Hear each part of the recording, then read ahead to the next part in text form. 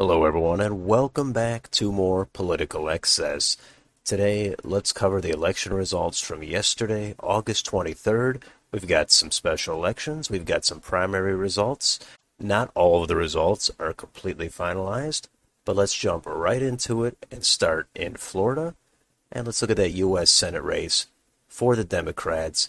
Val Demings, no surprise, she was the winner there with over 84% of the vote. She will go up against Marco Rubio, who was unopposed. And I would say Rubio is favored. Next up is for governor, and the Democrats did have a competitive primary. The winner, though, was Charlie Crist. That was a mostly expected result. He got close to 60% of the vote over Nikki Fried, who got 35% of the vote. And on the Republican side, Ron DeSantis was unopposed, so it will be Crist versus DeSantis. DeSantis is favored there. Let's move on to the U.S. House for Florida. I can't go over each one of these. I will scroll through here. Feel free to pause if you'd like. But in the 4th District, that is an open seat. The Republicans had a primary there, and as anticipated, Aaron Bean was the winner. 68% of the vote over Eric Aguilar. Bean is favored to win in the general. The Democrats actually had a very close race there. Only a couple of hundred votes between them. It's possible there could even be a recount. But again, the Republicans are favored to win that seat. In the 7th District, the winner for the Republicans there in that open seat was Corey Mills, about 34% of the vote, over Anthony Sabatini, who got 21%. For the Democrats, the winner there was Karen Green, just about 45% of the vote for Green. Some of these races were a little closer than anticipated, but there were no upsets. Down here in the 10th District, this is the Deep Blue District. It's an open seat. The winner was Maxwell Frost, 34% of the vote over Randolph Bracey, who got about 10% less. On the Republican side, it's irrelevant. They're going to lose this seat in November. In the 11th District, there was almost an upset. Daniel Webster, the incumbent Republican, did beat Laura Loomer, but it was by a much closer than expected margin. Loomer did get 44% of the vote. So Webster is the winner, and he will be the winner in November. In the 13th District, this is another open seat. The focus is on the Republican side. The winner, Anna Paulina Luna, 44.5% of the vote over Kevin Hazlett with 33.6%. She is likely to beat the Democratic nominee, which is Eric Lynn. In the 15th District, that is another open seat. The winner for the Democrats is Alan Cohn, 33% of the vote over Gavin Brown. For the Republicans, Laura Lee, she got it done, 41.5% of the vote over Kelly Stargell with about 28%. As another district that is drawn to be favorable for the Republicans in the general election. So I will keep scrolling down here again. I can stop here in the 22nd District. The Republicans had a very close one there. It's less than 150 votes between the top two candidates. However, they're not going to beat Lois Frankel in the general election. In the 23rd District, that is another open seat. The winner, as expected for the Democrats, was Jared Moskowitz. The Republicans, they have Joe Budd, but they're not likely to be competitive in this district. And finally, the last one to mention here, in the 27th District, Annette Taddeo, she won nomination there with about 68% of the vote.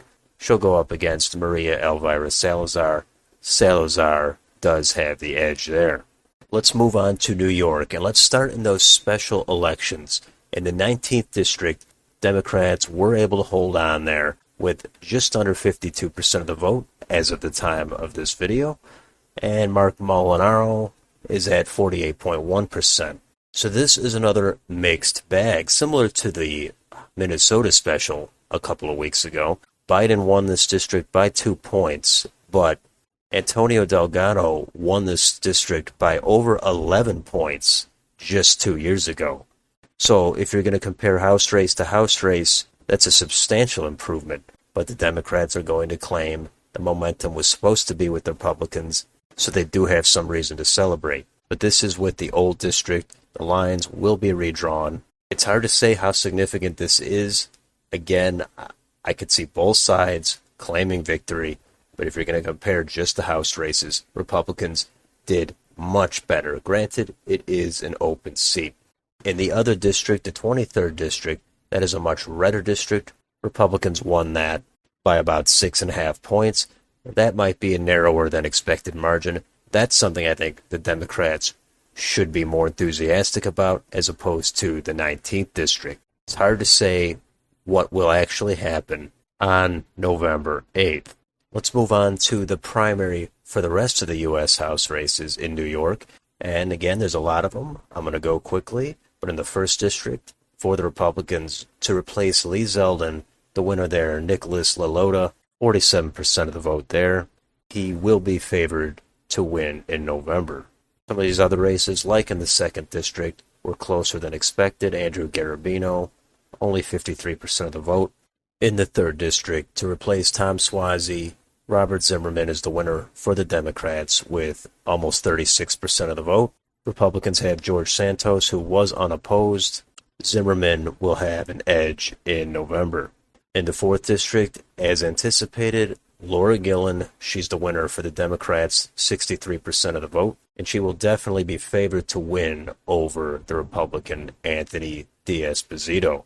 So let's continue all the way down to the 10th district. That was a highly competitive primary for the Democrats. Dan Goldman appears to have pulled it out with 25.8% of the vote.